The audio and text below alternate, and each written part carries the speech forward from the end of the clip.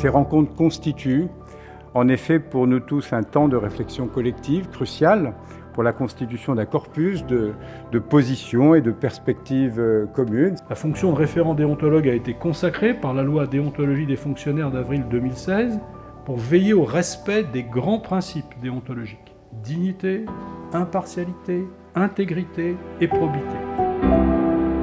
Cette troisième édition du réseau des référents déontologues, c'est une initiative de la Haute Autorité qui souhaite apporter une aide pratique aux référents déontologues, quel que soit le lieu dans lequel ils exercent. La Haute Autorité a une mission de conseil déontologique. De manière plus large, elle a souhaité aussi ne pas laisser les référents déontologues seuls face à certaines questions. Et donc cette journée-là est un lieu d'échange et de partage de bonnes pratiques. Les objectifs de cette journée pour la Haute Autorité pour la transparence de la vie publique sont doubles. À la fois permettre aux référents déontologues d'échanger entre eux. Je pense que c'est essentiel qu'ils puissent partager leurs expériences, partager leurs questionnements et leurs bonnes pratiques.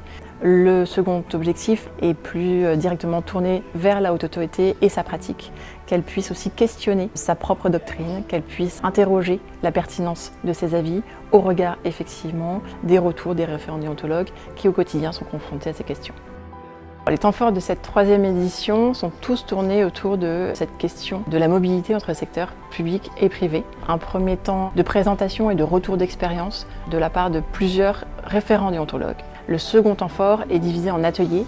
Ils sont divisés en questions pratiques, les questions liées au secteur parapublic. Un temps particulier va être naturellement sur les questions liées à la prise égale d'intérêt. Un atelier va être lié à la question spécifique du cumul d'activités.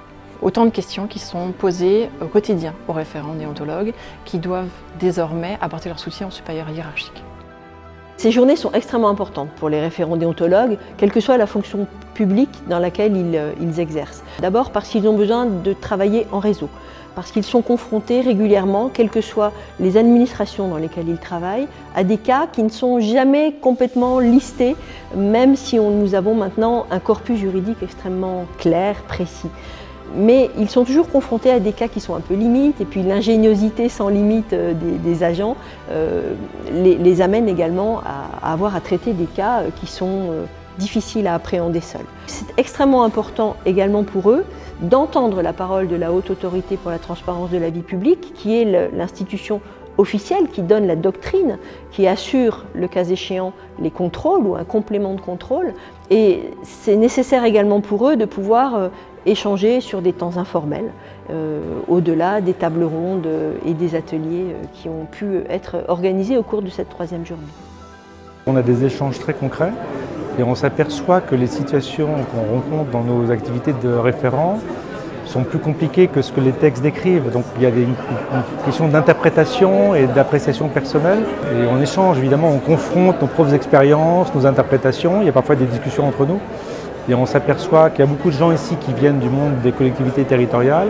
Moi, je travaille dans un ministère. Et au-delà de cette diversité, on rencontre finalement le même type de questions. Et donc c'était très important d'échanger. C'est vraiment très utile. Et on sait combien c'est important pour nous de conforter la confiance qui peut exister entre les citoyens et les responsables publics. Nous avons beaucoup de marge de progrès, même si ça s'améliore un peu. La défiance reste encore plus forte que la confiance. Voilà. Et donc, notre travail, c'est de faire en sorte que les choses s'inversent. Et merci pour tout ce que vous faites. Bon retour et bonne soirée à vous et à très bientôt.